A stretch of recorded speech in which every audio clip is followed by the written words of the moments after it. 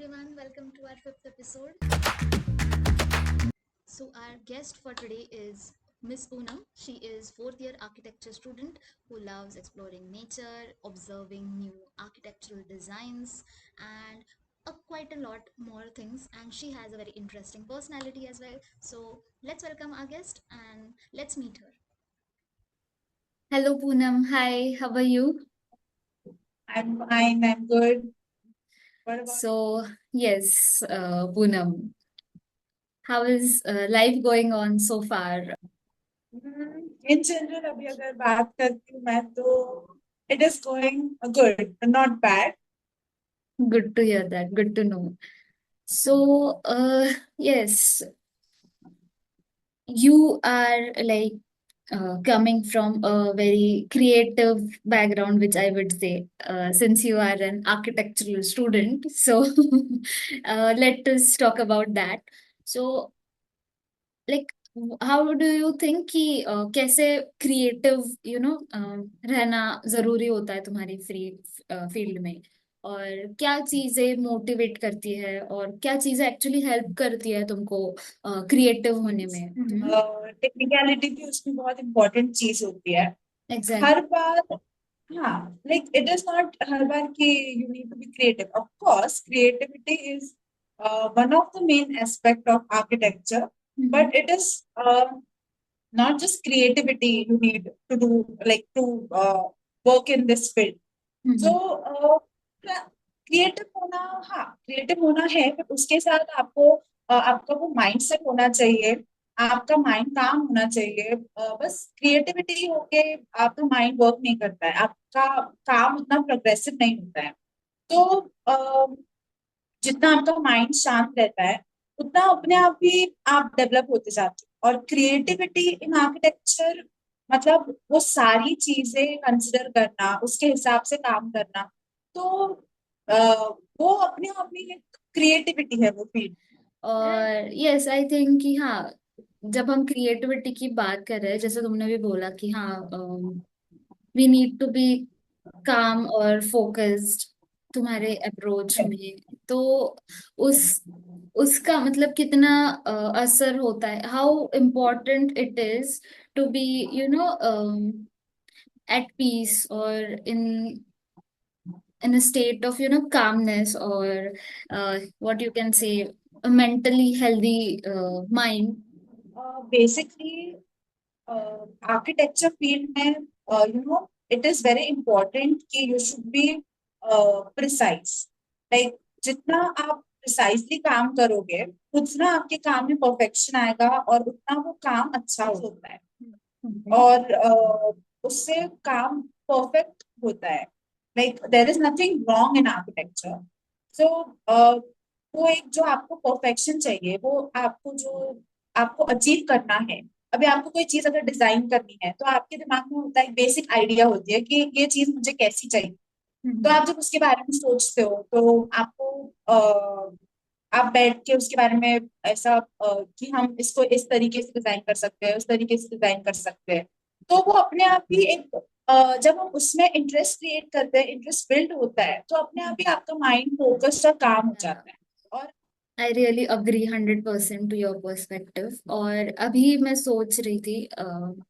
The thing you talked about कि अगर हम काम में फोकस रहे एकदम प्रिसाइज रहे which is really important for being more productive और वो हमें एक फ्लो में लाने के लिए बहुत ज्यादा हेल्प करता है और recently I have read it in a book कि जो काम हमारे पास है और हम उसमें एकदम प्रिसाइज रहे और वो काम अच्छे से एक फोकस के साथ हम करें और एक फ्लो में उसको एंजॉय करें I mean, not just for the result, but during the process, जो भी you might be having that designs or something, तो वो flow में जैसे तुमने बोला कि enjoy करना जिसमें मजा आना, so that is actually something which really helps in improving our mental health और productivity भी अगर हमको हमने एक assignment अच्छे से complete किया है तो obviously we will get that feel good hormones or it will have a good effect on our mental health too. So obviously, That's yeah, it's really a good example that you have given. And yeah, so since we were talking about mental health, so बहुत बार हमारे life में बहुत सारी situations आती है जो हमको स्ट्रेस आउट करती है. How do you handle it like? like talking about the past.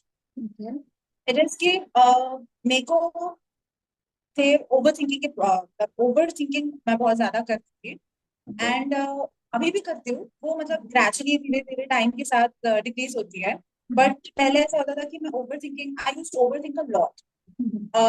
And like whatever the situation may be, कितनी भी छोटी हो, लाइक प्रॉब्लम ज्यादा बड़ी भी ना हो, but due to my overthinking I use to feel like कि बहुत ही बड़ा कुछ तो हो गया है. एंड वो सोल्यूशन ढूंढने के बजाय मैं बहुत ज्यादा स्ट्रेस आउट हो जाती थी. और होता ये था कि मुझे समझ में नहीं आता था कि वो सिचुएशन में क्या करना है. And I use to forget कि what all is happening with me. And उस वजह से वो प्रॉब्लम्स जो है वो और ज्यादा बढ़ जाती थी. बिकॉज वो एक प्रॉपर सोल्यूशन जो है वो मुझे नहीं मिलता था. तो एक कैसे तो मतलब एक स्ट्रेस स्ट्रेस में वो जैसे तैसे हो जाता था. ओके. बट नाउ जैसे जैसे gradually we are growing every day, तो थोड़े बहुत changes I could see in myself. अभी ओवर थिंकिंग होती है, बट देन आई फील कि there is no point in overthinking. तो ओवर थिंक करने से बेटर है we should focus on that problem.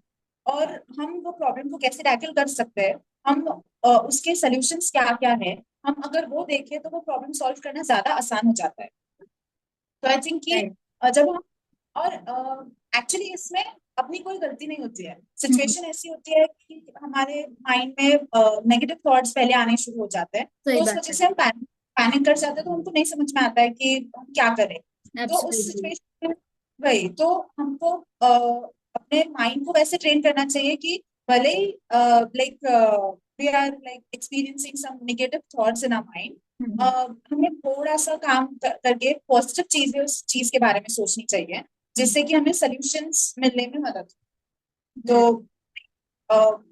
I have seen this change in my self कि पहले प्रॉब्लम्स को टैकल करना नहीं आता था, बट ग्रेजुअली टाइम के साथ धीरे धीरे आई हैव लर्न कि ओवर थिंकिंग करने से बेटर है you should see positive side of that problem whatever it is, and start searching for the solutions, so that आपको एक प्रॉपर ही मिले कि हाँ ठीक है ये प्रॉब्लम है, इसको हम ऐसे हैंडल कर सकते हैं.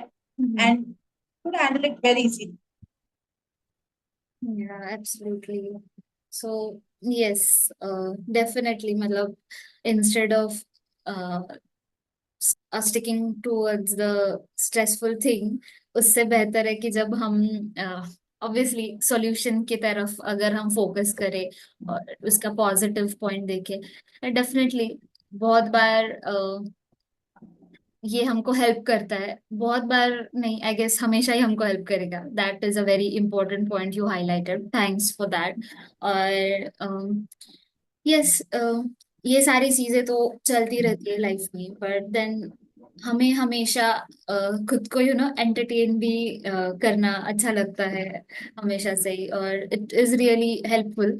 So yes, coming towards the next part, तुम्हारे क्या इंटरेस्ट है और क्या हॉबीज है, एक्सरसाइजेस यू यूजुअली डू कि हाँ ये करने से मुझे एक्चुअली बहुत बेहतर फील होता है और अच्छा लगता है. यस. बेसिकली मेरी जो most favourite hobby can say, I love travelling. I love to explore new things. Like जैसा नेचर में जाना, नेचर को एक्सप्लोर करना, या फिर अभी जैसे लाइक सीजन वाइज अभी जैसे मॉनसून चल रहा है, so it is the best time to explore nature.